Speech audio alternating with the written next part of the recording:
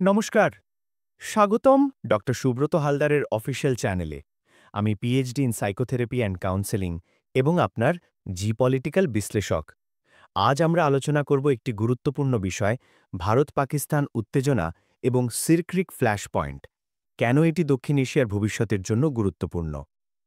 ২০২১ সালে একটি মার্কিন থিঙ্ক ট্যাঙ্ক পূর্বাভাস করেছিল যে আগামী ৫ বছরে ভারতকে বড় ধরনের সংঘর্ষের মুখোমুখি হতে পারে। শুধু পাকিস্তানের সঙ্গে নয়, চীনের সঙ্গেও। অনেকেই এটিকে অতি ভবিষ্যৎবাণী মনে করেছিলেন। কিন্তু ২০২৫ সালে যখন আমরা অপারেশন সিন্ধুর এবং সীমাঙ্কে বাড়তি উত্তেজনা দেখি, তখন এটি প্রমাণিত হয় যে পূর্বাভাসটি দারুণ সঠিক ছিল। অপারেশন সিন্ধুর দেখিয়েছে ভারত কতটা রণকৌশলগত সক্ষম। তবে বিশেষজ্ঞরা মনে করেন সংঘর্ষ এখানেই শেষ নাও হতে পারে। ২০২৬ সালের মধ্যে আরও বড় এক ফ্ল্যাশ পয়েন্টের সম্ভাবনা রয়েছে ভারত-পাকিস্তানের মধ্যে। আজকের ফোকাস সিরক্রিক, গুজরাট-পাকিস্তান সীমান্তের একটি মরুভূমি ওয়েটল্যান্ড এলাকা।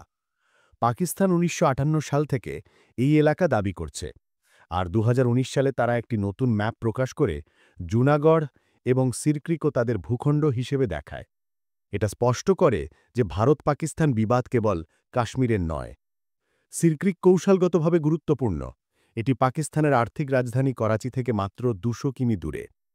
যদি এখানে সংঘর্ষ হয়, ভারত করাচি অবরোধের মাধ্যমে পাকিস্তানের অর্থনীতি দুর্বল করতে পারবে, যা দক্ষিণ এশিয়ার শক্তি ভারসাম্য বদলে দিতে পারে।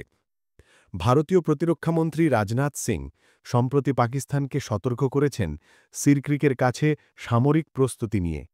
ভারত তার সীমা রক্ষা করতে প্রস্তুত এবং প্রয়োজনে শক্তিশালী জবাব দিতে সক্ষম।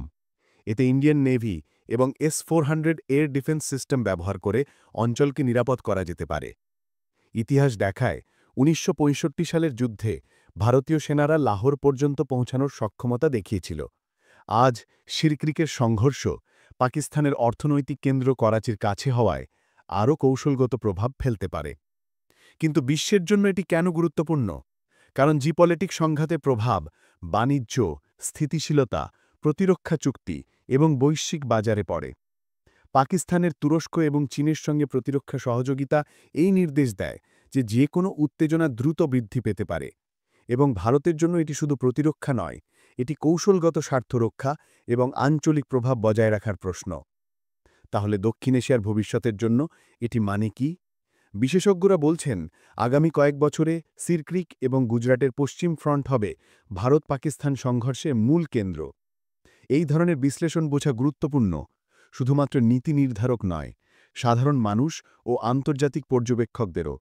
এই চ্যানেলে আমি জটিল জিওপলিটিক্যাল বিষয়গুলোকে সহজ করে বোঝাবো, কি ঘটছে, কেন ঘটছে এবং ভবিষ্যতে কি হতে পারে। যদি আপনি এই বিশ্লেষণটি গুরুত্বপূর্ণ মনে করেন, তাহলে লাইক, সাবস্ক্রাইব এবং বেল আইকন চাপুন, যাতে আপনি কখনও সাউথ এশিয়া এবং বৈশ্বিক জিওপলিটিক্সের আপডেট মিস না করেন। আমি ডক্টর সুব্রত হালদার, এবং আমরা একসাথে অনুসন্ধান করব বিশ্বকে আকৃতির নতুন শক্তি এবং পরিবর্তনের দিকে।